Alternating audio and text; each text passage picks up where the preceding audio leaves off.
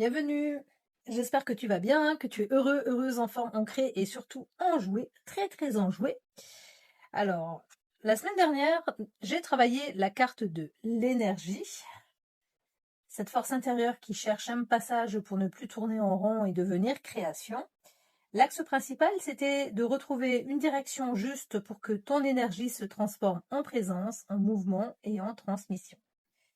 J'ai travaillé la question comment offrir à ton énergie une voix créatrice avec le tarot d'Osho, le tarot de la transformation. Alors, est-ce qu'il va s'ouvrir? Oui. Donc, cette carte de la création, je la mets de côté. Elle va rejoindre les cartes qui ont déjà été travaillées en 2026. Et une nouvelle carte va être travaillée cette semaine qui sera accompagnée de mon tarot Histoire de sorcière, mon jeu préféré pour ainsi dire. Allez, c'est parti, je prépare mon jeu.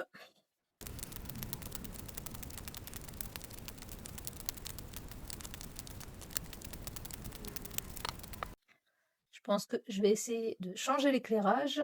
Alors j'espère que c'est un peu mieux la lumière. J'ai complètement fermé le volet. J'ai rallumé la lumière qui est au-dessus de mes cartes, mais le problème que je rencontre, c'est que le bras qui me tient mon téléphone, il est juste au-dessus de la carte, il est au milieu de mon écran, c'est-à-dire que je vois mes mains, je vois mes cartes qui bougent là, et quand je vais poser ma carte, je ne la verrai pas du tout. Mais l'important, c'est que tu puisses entendre ce que je dis. Il y a plein de petites vidéos, enfin pourquoi je dis petites? Il y a plein de vidéos que je regarde sur YouTube. Je les regarde, je les écoute, je les regarde pas. J'ai très souvent une oreillette, et avec mon oreillette, j'écoute. Et j'en mets qu'une pour pas être trop coupée du monde. Ça y est, voici la carte d'Osho qui va être travaillée pour cette semaine 23. Et voici la maîtrise des humeurs. Super, alors on va l'accueillir. Voilà. Et là, je vois que ça brille quand même. Alors on va essayer de bouger ça.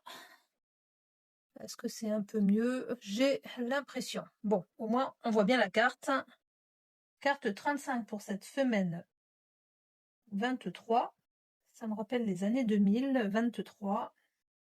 La maîtrise des humeurs. Le secret de l'anneau. Le fait de penser que je suis le mental est de l'inconscience.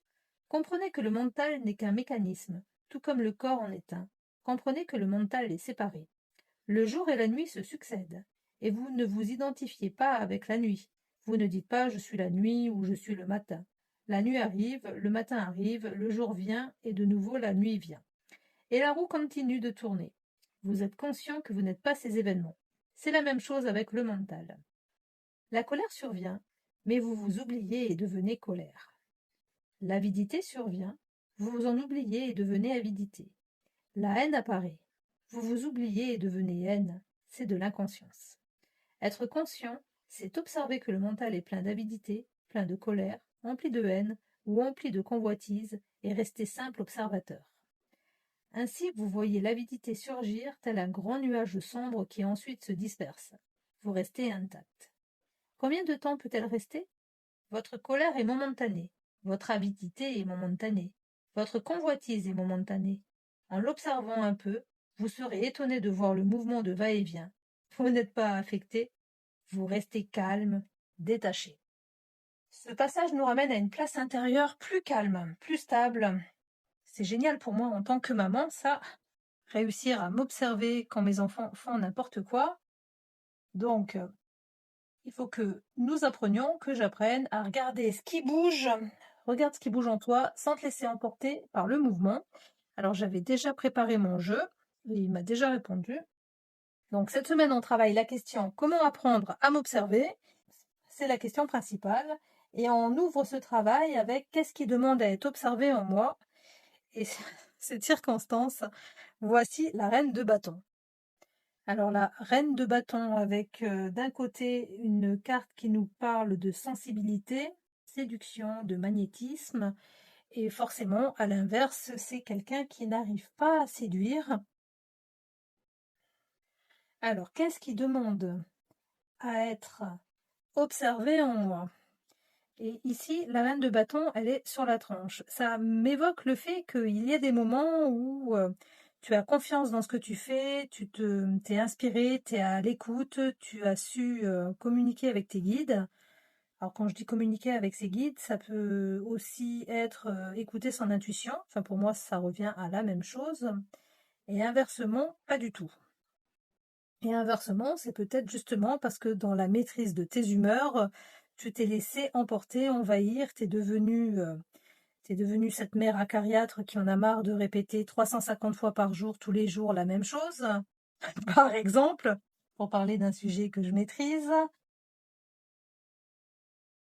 Qu'est-ce qui demande à être observé en toi?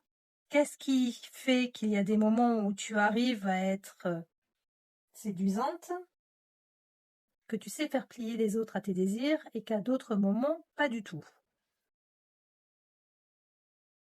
Ici, la reine de bâton, elle vient tout simplement nous dire, observe-toi quand tu vois que ça fonctionne, que tu sais communiquer, que tu sais te faire respecter, que tu sais te faire écouter.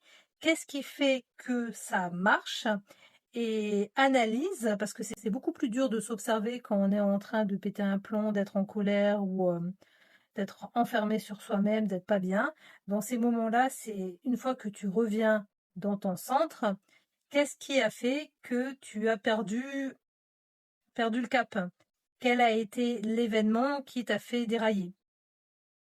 Quel a été l'engrenage quel a été le caillou dans la chaussure qui t'a fait mal et qui t'a empêché d'avancer normalement?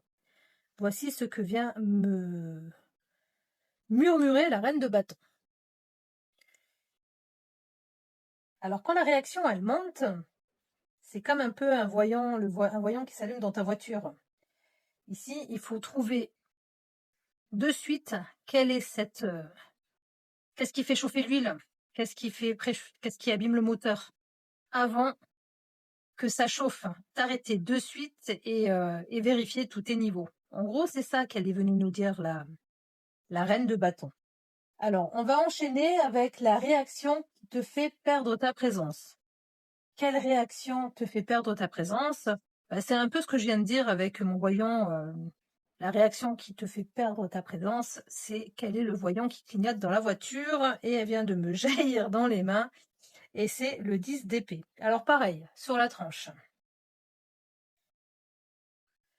Le 10 d'épée sur la tranche ici, c'est peut-être ce que tu considères toi comme une trahison. Que ce soit dans ton milieu familial, dans ton milieu professionnel, dans ton milieu amical, si tu ne te sens pas respecté, écouté, si on ne comprend pas le message que tu souhaites faire passer, à l'endroit, tu peux peut-être le vivre comme une trahison, un burn-out. Enfin, t'en as marre en fait, t'en peux plus de ces boucans qui sont autour de toi. Mais inversé, ça nous montre que tout n'est pas perdu malgré les apparences, qu'il y a quelque chose en fait que tu sens que tu peux arriver à faire passer le message, qu'il faut juste peut-être que tu changes de forme, changes de fond, changes de manière de communiquer. Ça me fait penser au livre que j'ai acheté à mon aîné qui s'appelle La nuit en dort. Et c'est l'histoire de parents qui ont un enfant arrive, c'est le premier-né de la maison, et donc les parents sont aux petits soins pour cet enfant. Ils lui donnent le biberon jour et nuit, et au bout d'un moment, l'enfant réclame à corps et à cri tous les jours son biberon, mais toutes les nuits, il se levait pour faire un biberon. Et ben au bout d'un moment, en fait, si t'es pas calé avec ton heure de sommeil et que ça vient te casser ton rythme très régulièrement, et ben le manque de sommeil, ça rend fou.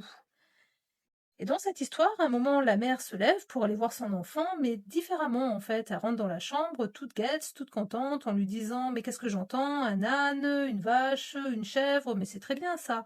Parce que ces animaux, ils savent que la nuit, on dort. Et donc, elle lui donne pas son biberon, elle lui donne un doudou, elle lui fait un bisou, et elle lui dit maintenant tu dors et ton biberon, tu l'oublies. Mais elle change sa manière de communiquer avec son enfant. Elle fait passer le message différemment. Et du coup, dans cette histoire, ça fonctionne. Le bébé, il dort, les parents dorment, tout le monde est heureux et la vie reprend son cours. C'est un peu cette image, en fait, du 10 d'épée. Quelle réaction te fait perdre ta présence? C'est ta manière de communiquer qui doit être vue différemment pour faire en sorte que ton cadre soit respecté et que cela t'aide à maîtriser tes humeurs. La présence. La présence qui se perd au moment où ton message devient urgent à se faire entendre. Le signal à observer, c'est ce basculement intérieur. Quand tu ne cherches plus seulement à transmettre, mais que tu observes l'autre, quand tu ne cherches plus seulement à transmettre, mais à obtenir que l'autre comprenne de suite, observer sa compréhension. Et là, tu peux revenir à toi, reprendre ton axe, choisir une autre manière d'ouvrir le passage. Et ça nous amène à quel signal intérieur peut t'aider à revenir à toi. Et voici le 9 de Pentacle. Et là aussi, c'est un message que je donne très souvent avec cette carte. Le 9 de Pentacle, le 9 de denier, c'est une carte qui nous parle de richesse, de confort, d'oisiveté également. Le 9 de Pentacle, ici, je l'interprète comme le moment où tu sens le besoin de te poser et de faire quelque chose qui t'apaise. Moi, lire, ça m'apaise.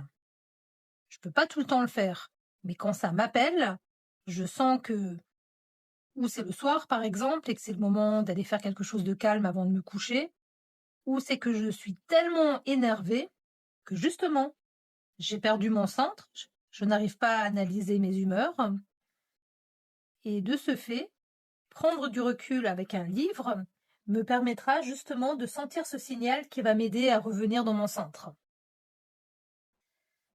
Le 9 de denier, 9 de pentacle, il te rappelle que revenir à toi, ça passe par un espace choisi, un moment de calme, une nourriture intérieure. On fuit pas, ce n'est pas fuir ce qui se passe, c'est reprendre possession de ton attention pour ne plus laisser l'agitation décider à ta place. Alors allons voir maintenant la distance juste que tu peux poser entre toi et ce qui te traverse.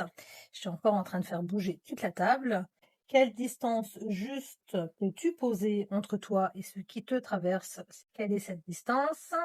Hop là. Et je vais la prendre à l'endroit parce qu'elle n'était pas complètement axée sur le côté. Et la lame qui vient répondre, c'est le 2 de pentacle.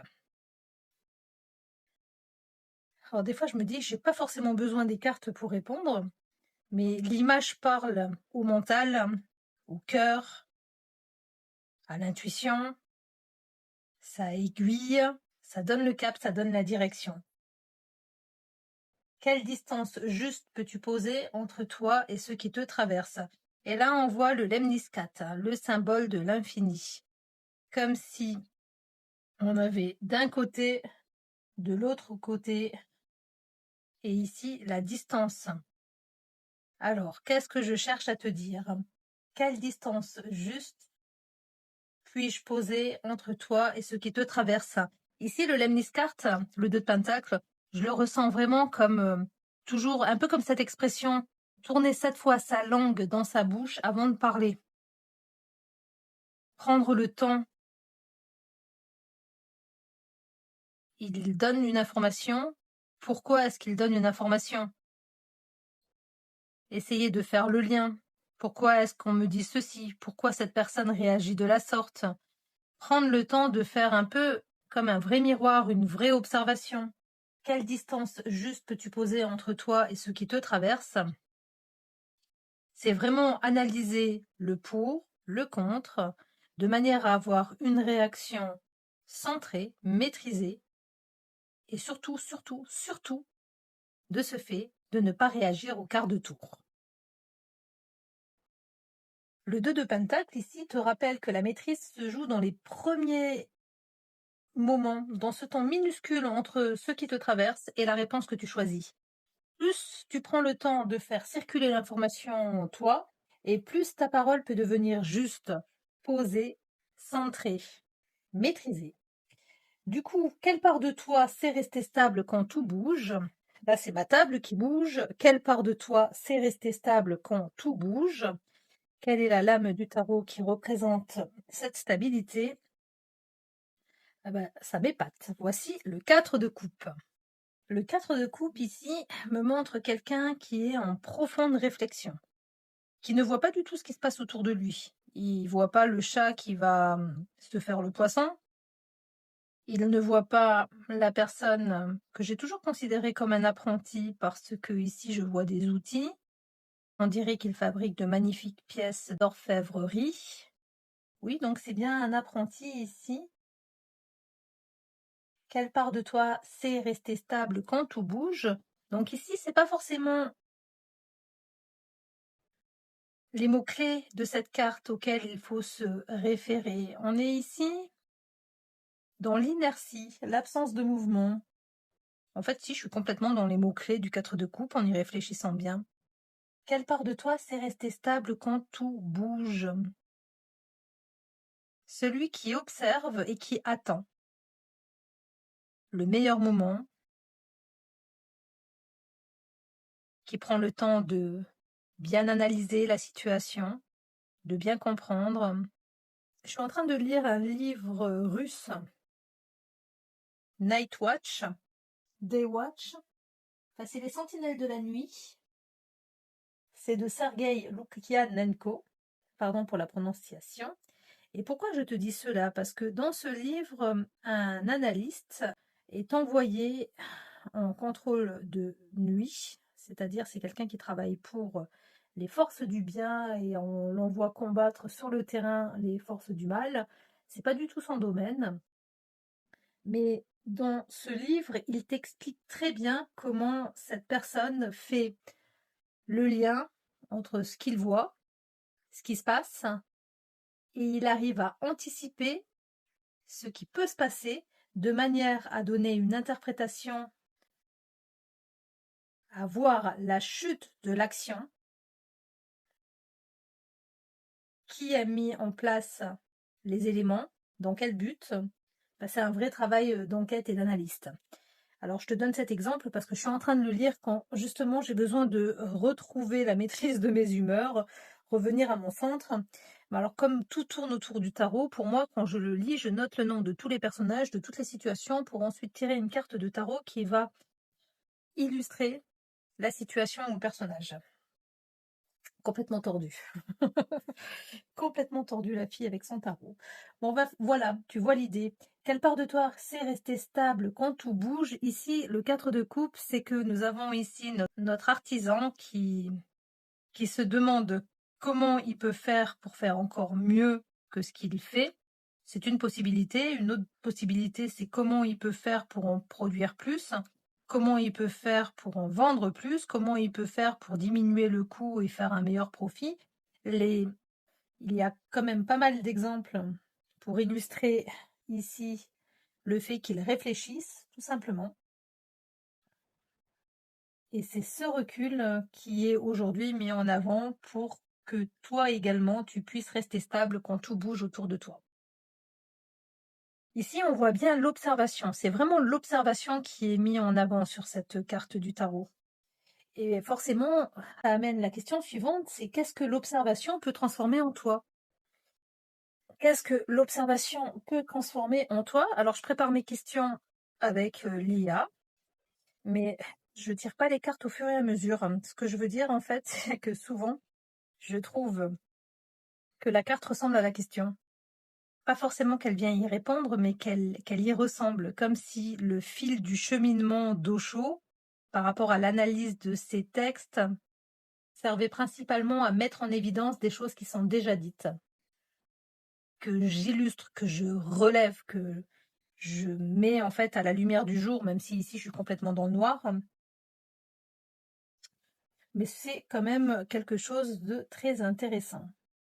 Qu'est-ce que l'observation peut transformer en toi? Et voici le page d'épée, le valet d'épée. Le valet d'épée, c'est une carte qui nous montre un apprentissage.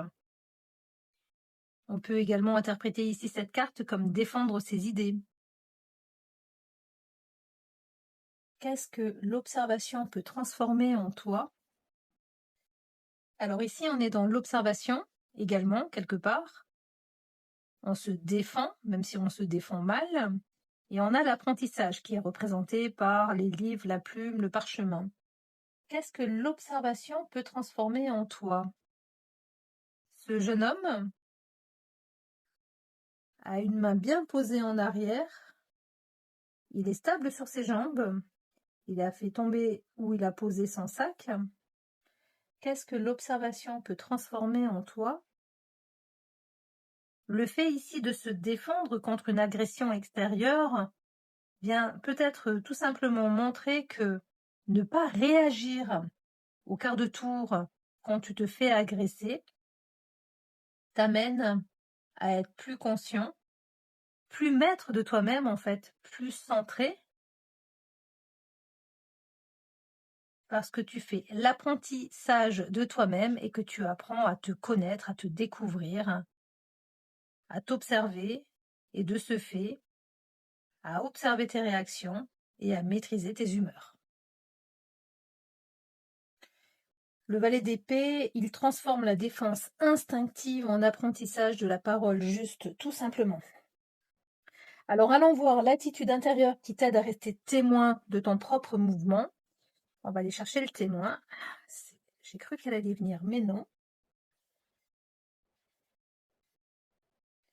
Quelle attitude intérieure t'aide à rester témoin de ton propre mouvement? Puisque maintenant tu t'observes et tu te transformes.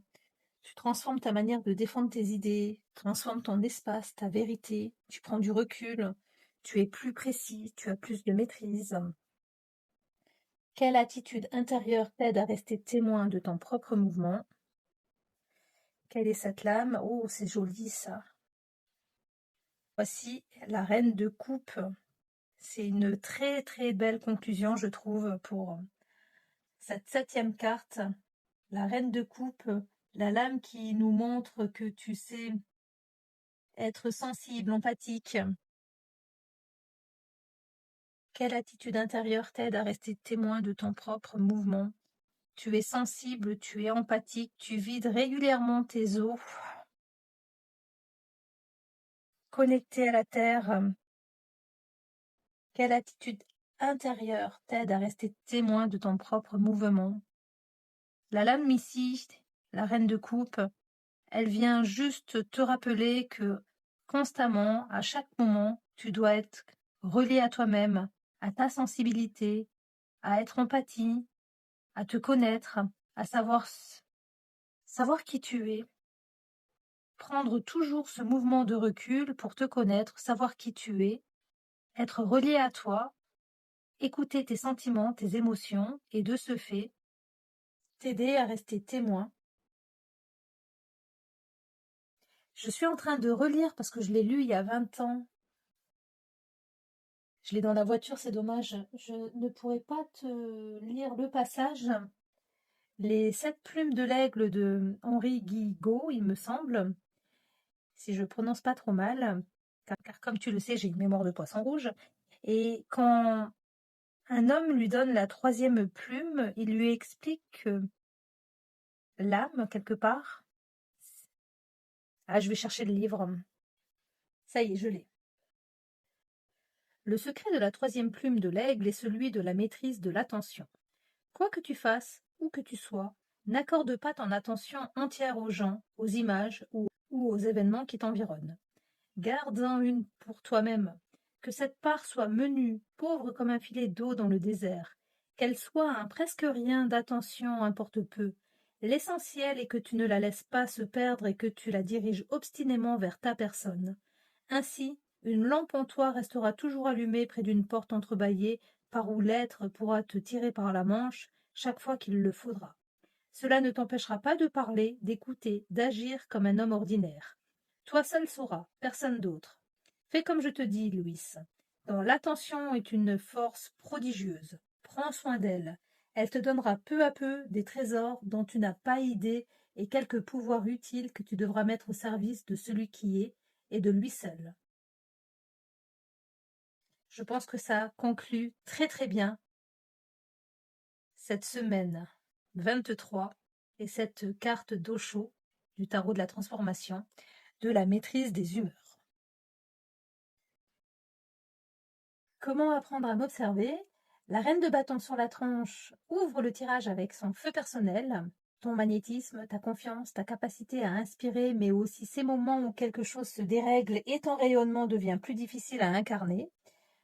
Le 10 d'épée, lui, également sur la tranche, montre ensuite le point sensible, ce qui peut être vécu comme une blessure, incompréhension, trahison.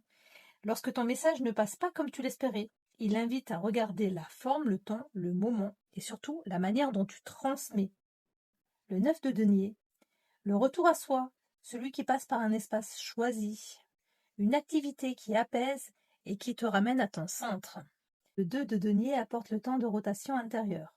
Recevoir l'information, la laisser tourner, peser ce qui se joue, observer le lien entre ce que tu ressens et la réponse que tu vas donner. Le 4 de coupe installe la stabilité, cette part de toi qui sait se retirer un instant du bruit extérieur pour analyser, relier les éléments, comprendre ce qui se construit derrière les apparences. Avec le valet d'épée, l'observation devient un apprentissage de la parole juste. Tu passes de la défense instinctive à une réponse plus consciente, plus précise. Tu maîtrises. Et enfin, la reine de coupe vient refermer le tirage avec douceur, avec une grande douceur, rester témoin de son propre mouvement, garder une part d'attention tournée vers soi, même quand l'émotion circule, même quand la sensibilité est forte et quand le monde autour bouge, quand le monde autour de toi continue de bouger. Comment apprendre à s'observer? En reconnaissant ce qui allume le feu, en repérant ce qui blesse, en revenant à ton espace intérieur, en laissant mûrir la réponse, en prenant le temps d'analyser, en transformant la défense en conscience et en restant relié à ta sensibilité sans te perdre. La maîtrise des humeurs, c'est garder une petite lampe allumée à l'intérieur de toi, assez vive pour te retrouver avant de te laisser emporter par le noir. Je te lis maintenant l'histoire associée à cette parabole. La chose la plus frontale dont vous devez vous souvenir, c'est que lorsque vous vous sentez bien, d'une humeur extatique, ne vous mettez pas à penser que ce sera votre état permanent.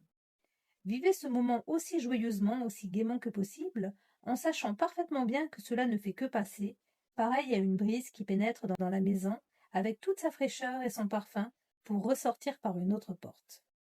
Il est essentiel de comprendre que si vous pensez pouvoir rendre vos moments extatiques permanents, vous êtes déjà en train de les détruire. Soyez reconnaissant quand ils arrivent et remerciez l'existence quand ils disparaissent. Restez ouvert. Cela reviendra. Ne portez pas de jugement. Ne faites pas de choix. Restez dans l'équanimité. Effectivement, par moments, vous serez malheureux. Et alors, il y a des gens malheureux qui n'ont même pas connu un seul instant d'extase. Vous avez de la chance. Même dans la souffrance, souvenez-vous qu'elle ne durera pas. Elle disparaîtra. Alors ne la laissez pas vous contrôler, restez détendu. Tout comme le jour et la nuit se succèdent, les moments de joie et les moments de tristesse se succèdent. Acceptez-les comme faisant partie de la dualité de la nature, comme la nature même des choses. Vous n'êtes qu'un simple observateur. Ne vous identifiez ni à la joie ni à la tristesse. La joie est éphémère, la tristesse est éphémère. Une seule chose demeure en permanence, c'est le témoin, celui qui observe. Peu à peu, centrez-vous dans celui qui observe. Les jours, les nuits se succéderont. La vie, les morts se succéderont. Le succès, les échecs se succéderont. Mais si vous êtes centré dans celui qui observe, car c'est l'unique réalité en vous, tout ne sera qu'un phénomène passager. Essayez un instant de ressentir ce que je dis. Soyez simplement celui qui observe. Ne vous attachez pas à un moment de bonheur et ne rejetez aucun moment de tristesse. Vous l'avez fait pendant des vies, il est temps d'arrêter. Cela ne vous a jamais amené nulle part et ne vous y mènera jamais. Le seul moyen de le dépasser, de vous maintenir au-delà, c'est de trouver l'espace en vous d'où vous pouvez observer tous ces phénomènes changeants sans vous identifier à eux. Je vais vous raconter une ancienne histoire soufie. Un roi s'adressa aux sages de sa cour. « Je me fais faire une très belle bague sertie d'un diamant magnifique. Je voudrais y faire cacher, à l'intérieur, un message qui me serait utile dans une situation désespérée. Il doit être très court afin qu'il puisse se cacher sous le diamant. » C'étaient tous des hommes sages, de grands érudits. Ils étaient capables d'écrire de grands traités, mais il fallait trouver un message de pas plus de 2 ou 3 mots qui puisse l'aider dans une situation désespérée. Ils réfléchirent, se penchèrent dans leurs livres, mais ne purent rien trouver. Le roi avait un vieux serviteur qu'il considérait presque comme son père. Il avait été le serviteur de son père avant d'être le sien. La mère du roi était morte très tôt, c'était ce serviteur qui l'avait élevé. Aussi n'était-il pas considéré comme un domestique. Le roi avait un immense respect pour lui. Le vieil homme lui dit « Je ne suis pas un sage, ni un savant, ni un érudit, mais je connais le message, car il n'y en a qu'un. Personne parmi ces gens ne peut te le donner, seul un mystique, un être réalisé peut te le confier. Durant ma longue vie au palais, j'ai rencontré toutes sortes de gens, et même une fois un mystique. C'était aussi un invité de ton père, et je fus mis à son service.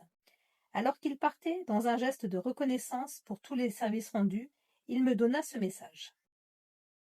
Et il l'écrivit sur un petit bout de papier, qu'il plia, et donna au roi en disant « Ne le lis pas, garde-le caché dans la bague, ne l'ouvre que lorsque tout le reste aura échoué, quand il n'y aura plus aucun espoir. » Ce moment arriva vite. Le pays fut envahi et le roi perdit son royaume. Pour sauver sa vie, il s'enfuit à cheval, poursuivi par les cavaliers ennemis. Il était seul et ils étaient nombreux. Il arriva à un endroit où le chemin s'arrêtait. C'était une voie sans issue. Une falaise surplombant une profonde vallée. Y tomber marquerait sa fin, mais il ne pouvait plus faire demi-tour. L'ennemi était là. Il entendait déjà le bruit de sabots de leurs chevaux. Il ne pouvait avancer. Il n'y avait aucune issue. Soudain, il se souvint de la bague. Il l'ouvrit, sortit le papier sur lequel était écrit un petit message d'une immense valeur. C'était tout simplement « Ceci aussi passera ». Un immense silence descendit sur lui alors qu'il lisait cette phrase. « Ceci aussi passera ». Et c'est ce qui arriva. Tout ne fait que passer. Rien n'est permanent en ce monde. Les ennemis qui le poursuivaient avaient dû se perdre dans la forêt, avaient dû se tromper de chemin. Peu à peu, le sang de leurs sabots disparut. Le roi fut immensément reconnaissant envers son serviteur et envers le mystique inconnu. Ses paroles se révélèrent miraculeuses. Il replia le papier, le remit dans la bague, rassembla à nouveau ses armées et reconquit son royaume. Le jour où il entra victorieux dans la capitale, il y eut une immense célébration dans toute la ville, de la musique, de la danse. Il se sentait si fier de lui. Le vieil homme qui marchait à côté de son char lui dit « C'est encore le bon moment de relire ton message. »« Que veux-tu dire » lui répondit le roi. « À présent, je suis victorieux, le peuple m'acclame, je ne suis pas désespéré, et je ne suis pas dans une situation sans issue. » Le vieil homme dit « Écoute ce que m'avait dit le saint homme. Ce message n'est pas seulement fait pour le désespoir, mais aussi pour le bonheur. Pas seulement pour la défaite, mais aussi quand tu es victorieux.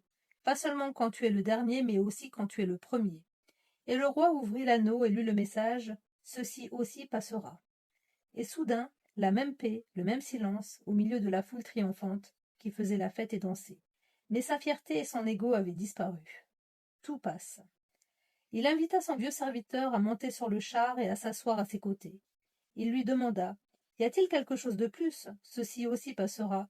Ton message m'a été immédiatement salutaire. » Le vieil homme répondit « La troisième chose qu'a dite le saint homme, c'est « Souviens-toi, tout passe. Toi seul subsiste. Tu demeures à jamais en tant que témoin. Tout passe, mais vous persistez.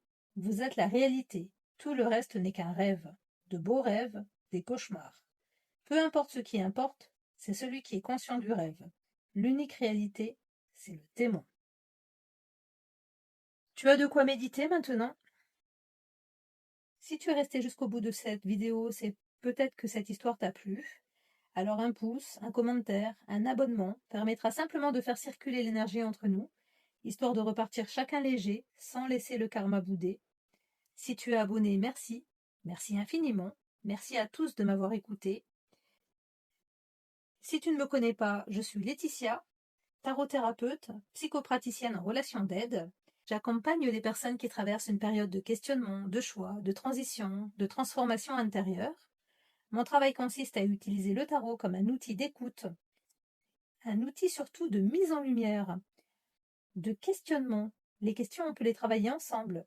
Le but, c'est que cela t'aide à déposer ce qui te pèse, à comprendre ce qui se joue en toi et à avancer avec de la lumière, avec beaucoup de clarté. Si tu ressens le besoin d'être écouté, accompagné, guidé, n'hésite pas à m'envoyer un email. Je fais ce travail par envie, bénévolement, avec le cœur, avec tout mon amour. et je te remercie encore une fois de ta présence. À bientôt!